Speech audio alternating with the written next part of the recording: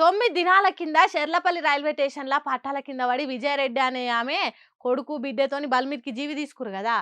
ఇక రోజు రోజుకు ఆ కేసులో ఏదో ఒక ట్విస్ట్ బయటకొస్తూనే ఉంది.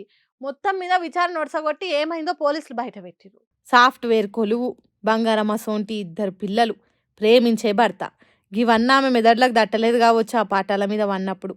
సరే ఆమెకు సావాలనే ఆలోచన వచ్చినప్పుడు ఆ దిక్కుమాలిన ఆలోచన ఆడికే ఆపకుండా ఇంటర్ చదువుతున్న తన ఇద్దరు పిల్లలకు కూడా రుద్ది వాళ్ళను కూడా సూసైడ్కి ఒప్పించి పానాలు పొట్టన పెట్టుకుందా తల్లి. విజయశాంతిది ఉప్పలు, అలా ఇంటైనా దుబాయ్లో కొలువు చేస్తాడట. జనవరి 30 హాస్టల్ ఉన్న పోరగాలను కార్ల దొలుకొచ్చి మరీ చెర్లపల్లి రైలు పట్టాల మీద వండబెట్టింది. ఆడ కార్ పార్కింగ్ స్లిప్ మీద ఇక బతకాలని లేదు అని సూసైడ్ నోట్ రాసిరట. ఇక దాన్ని ఆధారంగా తీసుకొని ఒక్క తీరుగా దర్యాప్తు చేస్తే పోలీసులకు తెలిసిన నిజాలు ఏంటి అంటే డిప్రెషన్, గదే మానసిక ఒత్తిడి చేయంగా ఆ పాడు మళ్ళీ ఆలోచన వచ్చిందట. సరే ఆమెకు వస్తే మాయే మళ్ళీ పిల్లలు ఏం పాపం చేసిరని వాళ్ళని కూడా చంపిందంటే, నేను చస్తే నా పిల్లలు దిక్కులేని వాళ్ళు అవుతారు, అలా ఆలన పాలన చూసుకునేటోళ్ళే కరువు అవుతారని ఆ పని చేసిందని పోలీసులు అంటున్నమాట. ఇక ఆమెకు సావాలనిపించి డిప్రెషన్ అంతగానం ఏమొచ్చిందో తేల్చే పనిలే పడ్డారు కాకీలు.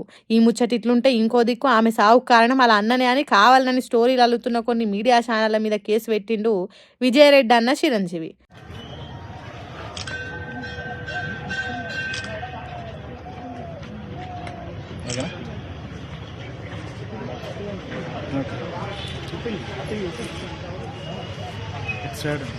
ఒక ఛానల్ ఇంటర్వ్యూ ఇవ్వమంటే ఇవ్వలేదట ఖాతమిగా. దానికే ఇట్లా లేనిపోని కథలు ఒకరిని చూసి ఒకరు రాసిరని పోలీసులకు ఫిర్యాదు అయిండు. ఏందో ఏమో ఎటూ తేల్తలేదు. అసలు ఆమె ఎందుకు చచ్చిపోయింది, పిల్లలను కూడా ఎందుకు ఆ డిప్రెషన్ భూతానికి బలి చేసిందో ఆమెకే తెలవాలి కానీ ఏం జరిగిందో సమజ్గాక ఇంటోళ్ళు వార్త తెలిసిన పబ్లిక్ నెత్తి వీక్కుటురు. చూద్దాం అస్సలు నిజాలు బయట పడకపోతాయా ఎట్లా. చేతులు కాలినాక ఆకులు పట్టుకుంటే ఏం లాభము, ముందు జాగ్రత్త ఉంటే మనకే మంచిది కదా అని అనుకున్నాడో, లేకుంటే గెలిచినాక మోసం చేస్తారని కలవడ్డదో తెలియదు కానీ బండి సంజయ్ అభ్యర్థులతో ఎటువంటి పని చేపిస్తుండో చూడండి. రాజేంద్ర ప్రసాద్ అనే నేను నిరంతరం ప్రజలకు అందుబాటులో ఉంటూ ప్రజా సమస్యల పరిష్కారం కోసం శక్తి వంచన లేకుండా ప్రయత్నిస్తానని దేశం కోసం సమాజం కోసం ధర్మం కోసం కరీంనగర్ అభివృద్ధి కోసం పనిచేస్తానని గెలిచిన తర్వాత భారతీయ జనతా పార్టీలోనే కొనసాగుతానే తప్ప ఇతర పార్టీల్లోకి వెళ్లే ప్రసక్తే లేదని నిరంతరం పార్టీ కోసం నిబద్ధతతో నిజాయితీతో అంకిత భావంతో పనిచేస్తానని దైవ సాక్షిగా నాకు జన్మనిచ్చిన తల్లిదండ్రుల సాక్షిగా ప్రమాణం చేస్తున్నాను.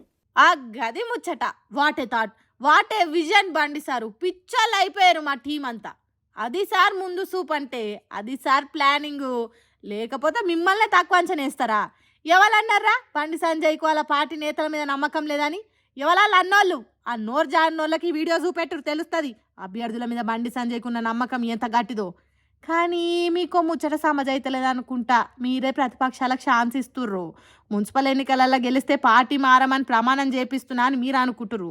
కాకుంటే ప్రతిపక్షాలకు మాత్రం మీ మాట వింటాడన్న నమ్మకం మీకే లేనప్పుడు గెలిచినాక పబ్లిక్ బాధలు వింటాడని వాళ్ళకి ఎట్లా నమ్మకం వస్తుందా అనుకుంటుర్రు చెప్పుర్రి. సరే జనాలకు నమ్మకం రావాలన్నా ఓటేయాలన్నా మీరు చేపియాల్సిన పనేంది? మీకు పెద్దన్న లెక్క ఆదుకుంటా, మీ పానాలకు నా పానం పనంగా పెడతా, అభివృద్ధి అంటే ఏందో చేసి చూపెడతా అని అంతమంది ముందు ప్రమాణం చేపిస్తే, అరే బండి సంజయ్ ముంగట్నే మాట ఇచ్చిండు కదా నిలబెట్టుకోకపోతే ఆయనకే చెప్పొచ్చు, మొత్తం బండే చూసుకుంటాడని ఆలోచనలు పడతారు. అంతేగాని మన ఇంటి దీపం అని ముద్దాడితే మూతి గాలినట్టు ఏదో ప్రచారం చేస్తే 4 ఓట్లు ఎక్కువ పడతాయి అని పిలిపిస్తే గిట్లా చేసిండు అని ఫీల్ అయ్యేటట్టు చేసిండేంది అని నాముషి పడ్డాడు కావచ్చు ఆ అభ్యర్థి అని మాట్లాడుతుర్రు ఇది చూసినోళ్ళు. మరి ఈ ప్రమాణం చేయంగా ఓటు బ్యాంక్ ఎంత నిండుతుందో చూడాలి పోలింగ్ నాడు.